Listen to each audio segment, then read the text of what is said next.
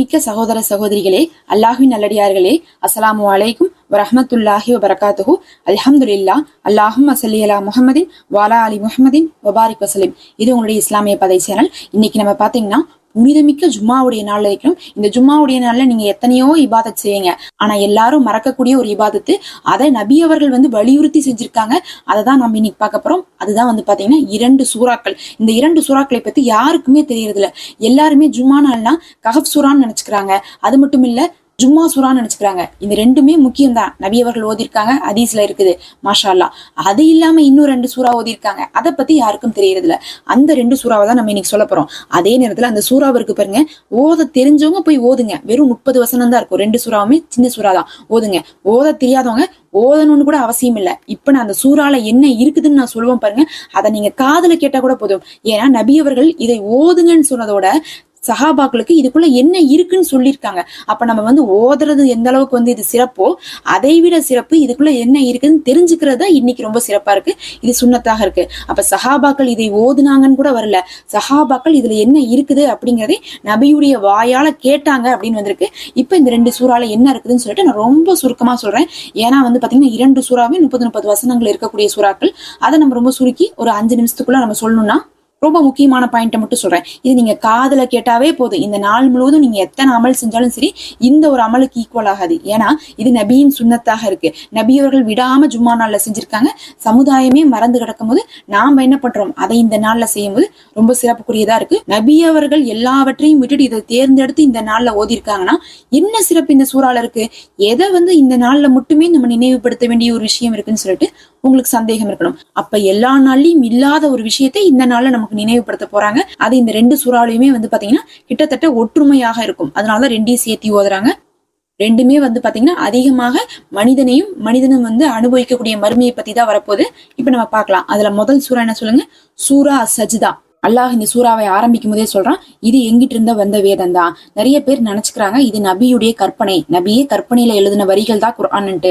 அப்படி கிடையாது. நான் தான் உங்களுக்காக இதை அனுப்பி வச்சேன், உங்களை நேர்வழி செலுத்துவதற்காக. எங்கிட்ட யாருமே பணிந்து பேச முடியாது. அது மட்டும் இல்ல, நான் தான் வானத்தையும் பூமியும் படைச்சேன். அதுவும் 6 நாள்ல படைச்சேன். அதுல இருக்கக்கூடிய 6 நாள் அப்படிங்கிறது இந்த உலகத்துல நீங்க வாழக்கூடிய 1000 நாளுக்கு சமம். அது மட்டும் இல்ல, நான் தான் உங்களை நீர்ல இருந்து படைத்தேன். அதுக்கப்புறம் உங்களுக்கு உருவத்தை கொடுத்தேன், உயிரை கொடுத்தேன், கண் பார்வையை கொடுத்தேன், செவி புலன்களை கொடுத்தேன். ஆனாலும் நன்றி செலுத்தக்கூடிய அடியார்களாக நிறைய பேர் இல்லையே. குறைந்த நபர்கள் தான் நன்றி செலுத்தக்கூடியவர்களாக இருக்கிறாங்க. நிறைய பேர் மறுமை வரும் அப்படிங்கறதே நம்பாம இருக்கீங்க. அதனாலதான் நீங்க எல்லாம் இப்படி இருந்துட்டு இருக்கீங்க. கண்டிப்பா உங்களுக்கு மவுத் வரும், அதுக்கப்புறம் மறுமை வரும். அந்த மறுமை நாள்ல நான் உங்களை எல்லாம் எழுப்புவேன். எழுப்பும் போது சிலர் சொல்லுவாங்களாமா, அச்சோ மறுமை வந்துருச்சே, நான் தப்பு பண்ணிட்டேனேன்னு சொல்லிட்டு எங்கிட்ட நீங்க மன்னிப்பு கேட்பீங்க, வாய்ப்பு கேட்பீங்க. அதுதான் ரொம்ப முக்கியம். வாய்ப்பை கேட்பீங்க. அந்த வாய்ப்பை நான் உங்களுக்கு கொடுக்க மாட்டேன். அப்படி கொடுக்கணும்னா அதை நான் உலகத்திலேயே நான் கொடுத்துருப்பேன் உங்களுக்கு. நான் சொல்லியிருக்கேன், நரகத்தை மனிதர்களை கொண்டு நிரப்ப போறோம்னு சொல்லி.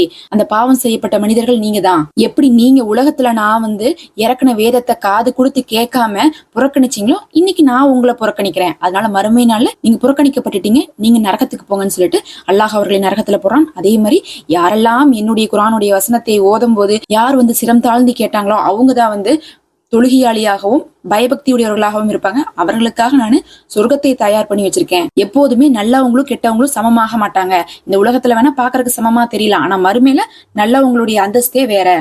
கடைசியா இந்த சூறால அல்லாஹ் சொல்லக்கூடிய விஷயம், எப்படி பனி இஸ்ராயல்கிட்ட நாம வேதத்தை கொடுத்த போது அவர்கள் எல்லாம் புறக்கணிச்சாங்களோ, அதே மாதிரிதான் எல்லா நபிமார்களிடத்திலையும் நம்ம வேதத்தை கொடுத்தப்ப சிலர் பின்பற்றினாங்க. அதுக்கப்புறம் நபிமார்கள் இறந்ததுக்கு பிறகு அதை மாத்தி மாத்தி அமைச்சுக்கிட்டாங்க. அப்புறம் கடைசியா அதுல இருந்து வழி தவறி போயிட்டாங்க. அத்தனை சமுதாயத்தையும் நம்ம கேள்வி கேட்போம். உங்களுக்கு குர்ஆன் இறங்கி இருக்குது அப்படிங்கறக்காக உங்களுக்கு மட்டும் கேள்வி கணக்கு இல்ல, எல்லாருக்குமே கேள்வி கணக்கு இருக்கிறது. அதே மாதிரி யாரெல்லாம் மறுமையை நம்பாம மறுமை எப்ப வரும்னு சொல்லிட்டு நபி இடத்துல கேள்வி கேட்டாங்களோ, நீங்க சொல்றக்கூடிய மறுமை எப்போது வரும்னு கேட்டாங்கல்ல, அவங்க எல்லாம் பாப்பீங்க எப்ப மறுமை வருதுன்னு சொல்லிட்டு.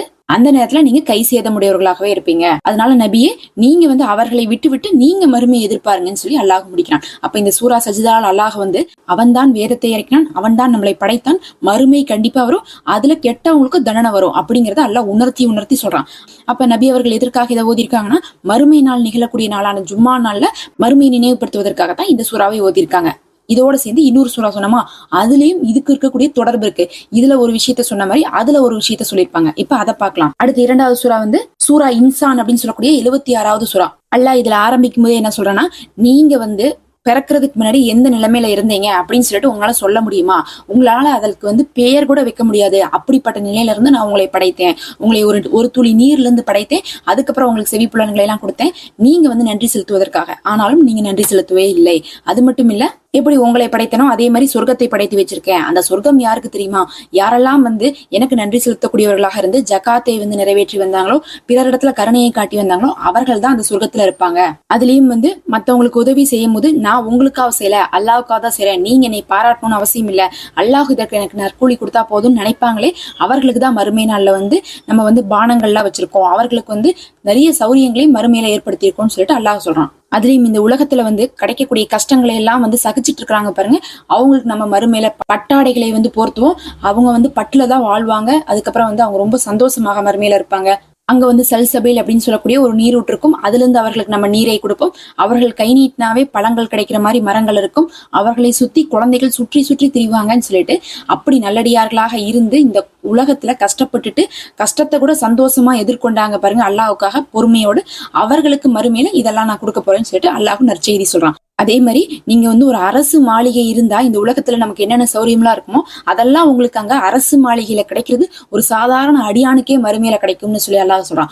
சொல்லிவிட்டு அல்லாஹ் சொல்றான், நீங்க குர்ஆனை மட்டும் பின்பற்றுங்க, வழி தவறியவர்களை பின்பற்றாதீங்க அப்படின்னு அல்லாஹ் சொல்றான். ஏன்னா நம்ம இந்த உலகத்துல கெட்டவங்களை பார்க்கும்போது தான் நல்லா இருக்கும், அவங்க நல்ல நிலைமையில இருக்கிற மாதிரி தெரியும். அவங்கள பார்த்துட்டு நம்ம என்ன பண்ணிடுவோம், கெட்டதை செய்யறதா சாதகமானதுன்னு சொல்லிட்டு குர்ஆனை விட்டுட்டு நம்ம அவங்கள போய் பின்பற்றுவோம். அதனால அப்படி பின்பற்றக்கூடாது. நீங்க என்னுடைய வேதத்தை பின்பற்றுங்க. அதே நேரத்துல இரவு நேரத்துல சுஜூத் செய்யுங்க, பகல் நேரத்துல எனக்கு திக்ரு செய்யுங்க அப்படின்னு எல்லாம் சொல்றான். இரவுல சுஜூத் அப்படிங்கிறது தொழுகையை பத்தி சொல்லப்படுது. பகல்ல திக்ருங்கிறது நம்ம ஓதக்கூடிய திக்ருகளை பத்தி சொல்லப்பட்டுள்ளது. ஏன் இரவுல சுஜூத சொல்லியிருக்காங்கன்னா, நமக்கு பகல்ல 5 நேரத்துக்கு காலையில இருந்து நைட் வரையும் 5 நேரம் தொழுகை இருக்குது, ஃபர்லா இருக்கு. ஃபர்லா இருக்கிறத நம்ம நிறைவேற்றிடுவோம், நல்லா தெரியும். அது போக உபரியானதுதான் அல்லாஹ் என்ன சொல்றான்னா, பகல்ல திக்ரு, நைட்டு சஜ்தா அப்படிங்கிற கூடிய வார்த்தையில அல்லாஹ் குறிப்பிட்டிருக்கான். அதுலயும் நம்ம குர்ஆனை சிறிது சிறிதாக இறக்குனதே நீங்க பலன் பெறணும் அப்படிங்கறக்காக தான். அதை படித்து நீங்க பலன் பெற்றுக்கொள்ளுங்க அப்படின்னு நல்லா சொல்றான். இப்ப இந்த சூறாவையும் நம்ம அர்த்தம் முடிச்சிட்டோம். இப்ப 2 சூறா சொன்னோம் பாருங்க, ஒன்னு சஜிதா, இன்னொன்னு இன்சான். இந்த 2 சூறாவுக்கு என்ன ஒற்றுமை இருக்கு? ரெண்டுலயுமே அல்லாஹ் ஆரம்பிக்கும் போதே நான் தான் படைத்தேன்னு சொல்லி அல்லாஹ் படைத்ததை சொல்றான். அதுல உலகத்தையும் சொல்லி மனிதனை சொல்றான். இதுல மனிதனை பத்தியே அல்லாஹ் சொல்றான். சொல்லிவிட்டு ரெண்டுலயுமே கேட்கிறான், நாம தான் படைச்சோம், ஆனாலும் அவன் நன்றி கெட்ட அடியானா தானே இருக்கான், நன்றி செய்யக்கூடியவர்கள், நன்றி உள்ளவர்கள் குறைந்த நபர்கள் தானே இருக்காங்கன்னு சொல்லிட்டு அல்லாஹும் நம்மள இடத்துல நன்றி இல்லை அப்படிங்கறதை முதல்ல இந்த 2 சூறாலையுமே சொல்றான். அதுக்கப்புறம் 2லயுமே பாத்தீங்கன்னா அதுல நரகத்தை பத்தி அல்லாஹ் விவரிக்கிறான். இதுல பாத்தீங்கன்னா சொர்க்கத்தை பத்தி அல்லாஹ் விவரிக்கிறான். அதுல நரகத்தை பத்தி சொல்லும் போது அல்லாஹ் என்ன சொல்றான், யார் பார்த்தா அல்லாஹ்விற்கு நன்றி செலுத்தாம இருந்தாங்களோ அவர்களுக்கு நரகம் கிடைக்கும், அங்க அவங்க கஷ்டப்படுவாங்க, நீங்க மறுமையை புறக்கணிச்சீங்க, நாம இன்னைக்கு உங்களை புறக்கணிச்சிட்டோம்னு சொல்லிட்டு அல்லாஹ் என்ன சொல்றான், மறுமையை புறக்கணித்தவர்களை பத்தியும் அடங்காம வாழ்ந்தவர்களை பத்தியும் அல்லாஹ் மறுமையுடைய தண்டனையை பத்தி சஜ்தா சூறால சொல்றான். அதே இன்சான் சூறால என்ன சொல்றான், இந்த உலகத்துல சகித்து வாழ்வாங்க, என்னுடைய குர்ஆன் வசனம் மோதப்பட்ட அவர்கள் சிரம் தாழ்த்தி கேட்பாங்க, அப்படி இருக்கக்கூடியவர்களுக்கு நான் மறுமையில என்ன கொடுப்பேன்னு சொல்லிட்டு சொர்க்கத்துல என்ன இருக்கும் நல்லா சொல்றான். மரம் செடிகள் இருக்கும், அவர்களுக்கு பட்டாடைகள் கிடைக்கும், குழந்தைகள் அவர்களை சுற்றி திரிவார்கள், அவர்களுக்கு சல்சபில் நீர் கிடைக்கும்னு சொல்லிட்டு அல்லாஹ் என்ன பண்றான், இதுல சொர்க்கத்தை பத்தி விவரிக்கிறான்,